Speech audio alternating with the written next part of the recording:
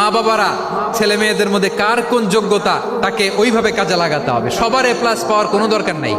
আমাদের দেশে একটা টেন্ডেন্সি আছে, পরীক্ষায় এ প্লাস না পাইলে কই তুই কি করলি, পাশের বাড়ির ছেলে এ প্লাস পাইছে, যা ওর পা ধোয়া পানি খা। কি খা?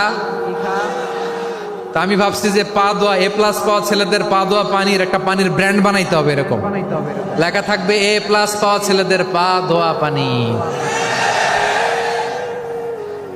খাওয়া নাই, এগুলার খাওয়া নাই। ওরে আল্লাহ এ প্লাস পাওয়ার জন্য বানাইছে, আর আপনার ছেলেকে এই এ প্লাস গুলারে নিয়ন্ত্রণ করার জন্য আল্লাহ বানাইছে। ওকে দিয়ে আল্লাহ কি করবে আপনি জানেনই না। একটা এ প্লাস, একটা এ গ্রেড একটা মানুষের জীবনকে ঠিক করে দিতে পারে না। আপনার ছেলেকে আল্লাহ অন্যদিকে যোগ্যতা দিয়েছে। ওদের মনোবল ভাঙবেন না, খবরদার খবরদার। ছেলে মেয়েদের মনোবল ভাঙবেন না। যাকে দিয়ে যেটা হবে তাকে দিয়ে সেটা করতে হবে, তার প্রতিভাকে সেভাবে কাজে লাগাতে হবে। তাহলে বাংলাদেশ আমাদের